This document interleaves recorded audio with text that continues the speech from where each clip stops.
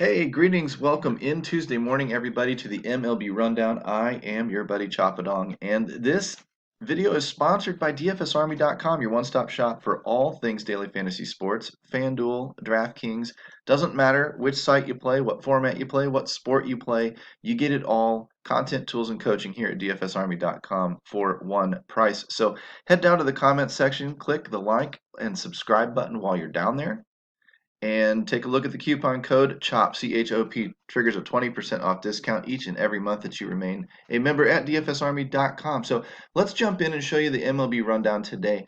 We always start with our pitching tab. We knock off that early game so that we're looking at just the main, and we slide over here. And there's a source of confusion inside the Army right now about how to use this ascending order, descending order, whatever. It doesn't really matter, to be honest with you. So let me explain to you what you're looking at, because really, you don't even have to sort it at all. It makes it pretty.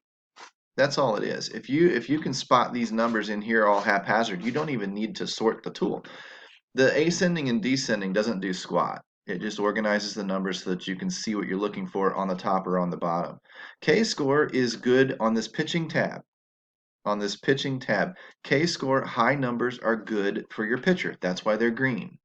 Red numbers are bad. That's why they're red. So when I'm looking at K-score, I'm looking for strikeout potential. What pitcher has a nice strikeout potential matchup today facing a team that tends to strike out? That's a high K-score number. So I would look up in here at these green guys. Now, for W-score, that's WOBA against. So in this case, a low WOBA, either from the opposing team, they don't hit very well, or the pitcher doesn't allow a lot of WOBA against him. Low numbers here would be good for the pitcher, bad for the bats. So they would be green, like the 251 right here. The red numbers are high. That means for the pitcher's perspective, it's a high WOBA allowed by the pitcher and a high WOBA team coming in to face him. So that's going to lead to a lot of fantasy scoring for us. So while we're looking at it from a pitcher's perspective and the red numbers are bad for the pitcher, that means they're good for the bats. They're good for the team offense that we're looking at. So again, it doesn't really matter how you organize this number. You can take W score and sort by descending order and bring all the cruddy pitchers to the top. I just think bad, bottom, low, whatever are the adjectives that I use to describe bad pitching. So I use the ascending order to push them to the bottom. But again, it doesn't matter. It's whichever one you're comfortable with, however you want to organize the tool. It's your tool to play with when you have the controls. But for the video purposes, I just do the same thing every day so that people see the same routine. I'm trying to teach people that if you have the same routine day in and day out, maybe you make one subtle change today, change it back tomorrow, change something else on Wednesday or Thursday, change it back on Friday, whatever. You get an idea of how subtle changes will make shifts in your overall process. Then you can test what's working and what's not working. Maybe you include a new statistic tomorrow and you keep that statistic in there for a week or two to see if it helps you identify better matchups or better spots. Maybe you, instead of look for a number over 500, you look for a number over 550 and cut your player pool down a little bit. And then you play some big slates and some small slates and whatnot and see how do you like running on a tighter player pool? How does that seem to affect the way you identify good plays and bad plays? But you're always using the same basic system day in and day out. You're only making a subtle change here or there, and that way you can track that subtle change. So again, I show you pushing these numbers to the bottom because it's just what I do. It looks pretty to me, and that's just how I do it. It doesn't matter how you do it as long as you understand what these numbers mean. These W score numbers on the pitching tab, the high numbers are bad for a pitcher, which means they're good for bats. Okay, so when I'm looking at these big numbers, 678, 650, 560, etc., I'm looking for these pinks and these reds, and I would love for there, like I say, not to be a lot of green in this bottom section because I'm already looking at bad pitchers. I would rather see them be just terrible across the board rather than have a couple of good spots here or there. Because if they have a couple of good spots here or there, it may be more likely that they screw me over today and actually have a good day. Now they're not. They're professional pitchers. They're not going to have bad days every day. It's just they typically don't perform very well. That's why they're kind of the worst pitchers on the slate. This number here in Kyle Hart is probably a small sample size, but man, I mean, 10 walks per nine, that's pretty bad. A 6 Sierra is pretty bad. So it's probably a small sample size, but that said, he's going to be somebody I'm going to target because in his short track record right now, he's been getting demolished. Any of these guys up from about Luis Garcia down are going to be in play today. On a big slate, we've got a lot of options. I try to focus on some of the worst options with where I'm going to focus my stacks. These teams, Milwaukee, Atlanta, Cleveland, New York, Mets, and the Houston Astros, are going to. Now, I can't take 25, 30% of 100 lineups with all of these teams in there. I'll run out of lineups. But I can take 10 to 15%. I can maybe hone down my research a little bit and pick one or two teams that I really, really like and take 25% of them and then take the other 50%, break it up among the other teams.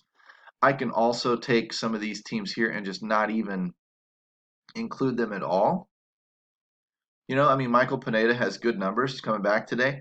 Uh, Maybe we get off of the Chicago White Sox for a little bit, being that they have, in terms of W score, they have the worst matchup on the board. That doesn't mean they won't score runs. They get into a bullpen and then they destroy the bullpen. They can score 6 or 8 runs.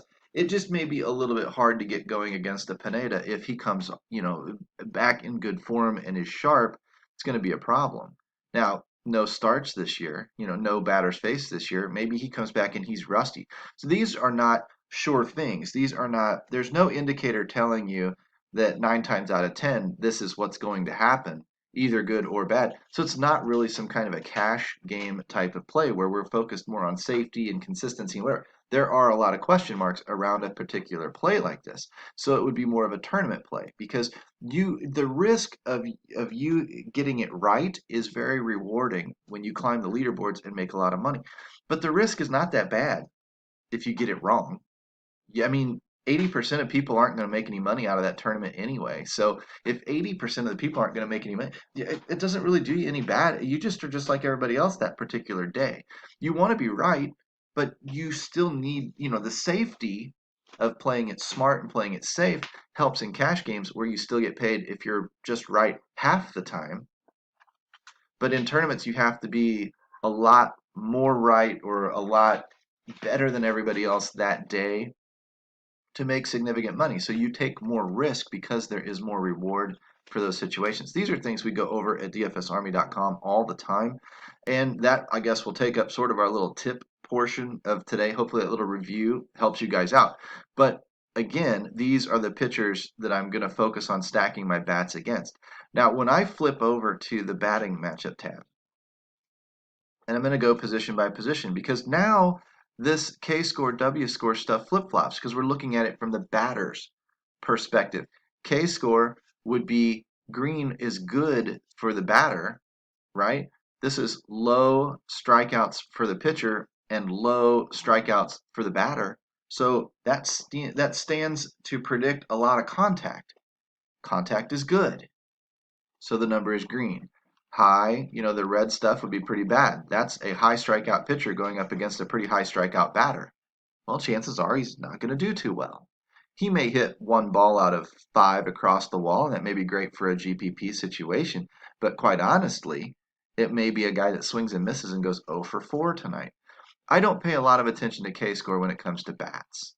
When I'm looking at the batters tab from the batter's perspective, I focus exclusively on W score. Descending order again starts with the big numbers and then they start descending as they go down. And when that happens, I get the big W scores up towards the top. The big W score is good for bats. It means the batter hits for a high WOBA and it means the pitcher struggles. He gives up a high WOBA against. So put those two together and you've got a bad pitcher and a good batter. That generally means the odds are pretty good the batter's going to have a good day. Does it mean he will? No, of course not. There's no sure thing. But it means that the odds are better for him than other people down here lower on the list. That's all we're trying to do is stick to the people that have the best matchups on the tops of the list and formulate our game plan around that. So now that I've got that sorted off, and on a day like today that's pretty deep, I may sort by 600 or higher. So when I set my filter, and this changes day to day depending on the size of the slate, Today, just to give me a little bit of margin for error, I may sort by 590 and knock out all of the trash down here. Once that all goes away, that's the list I'm looking at. And that's going to be roughly my player pool that I'm going to give adores to in our optimizer. I'm going to boost them 15%. So real quickly, I go by catcher, and that would be Darno only. I go over to first base. Healy, Braun, Freeman, Santana, Candelario, Alonso, Rizzo, depending on who's obviously making the starting lineups. Cura, Lowe, and Cano. Pretty simple. If I can get this donkey to speed up with me. Urias and McNeil. You might check in the trends tab to make sure some of these guys are swinging hot bats as well, because honestly, I don't want a guy who's having a great season but having a bad week or two. I'd rather have a guy having a good season but having a great week or two. Arcia, Bogarts, Lindor, Goodrum, and then the deepest position of all today, outfield. Evisel Garcia. Now, the orange guys are questionable, possibly on the injured list or whatnot, and the yellow guys have small sample sizes. So you might want to continue looking a little bit deeper into some of these guys. But Garcia, Cruz, Dominic Smith, Ozuna, Happ, Yelich, Conforto, Hilliard, Acuna, Markakis, Meadows, Reyes, Springer, Schwarber, Reyes again, Soler, Soto, Stewart, Naquin. And that rounds out your player pool today. There's a lot of outfielders in there. You can cut those down. You can further sift by the best of the best by cutting this particular one down to say 625 or 630. It's up to you. How tight do you want your player pool to be? The tighter your player pool is, the more it's going to win and lose together as a unit. The looser your player pool is, the more you spread out and cover more bases. I happen to believe that if I cover a lot of bases, I'm more likely to catch that outlier performance out of people that really spike me up a leaderboard. I'm going to have a lot of dud lineups going, but I'm going to have one or two usually pretty good. Now, you could very much argue that the better way to play is to run off of a tighter core and just have your bad nights when they happen, but have your really, really good nights when they happen, because all 100 of your lineups or 65 of your 100 lineups made it through the cash line. And the more I play these games, the more I do evolve in that direction. I'm taking harder stands on the teams that I do like, the stacks that I do like. I'm having more boom or bust nights as a result, but those nights that are good are actually really, really good. So there's merit to both methods. If you want to figure out which type of player you are, obviously you come into dfsarmy.com, get some coaching, learn how to use the other areas of this tool that I don't cover on a daily basis, and you do that by following the link in the comments section, dfsarmy.com. Use that coupon code CHOP, C-H-O-P, trigger the 20% off discount. Get in here and start winning today. And while you're down there, like and subscribe to the video. Pass me around on Twitter, whatnot. I enjoy interacting with you guys. So let's go out, let's win a lot of money today, and we will hopefully see you guys tomorrow.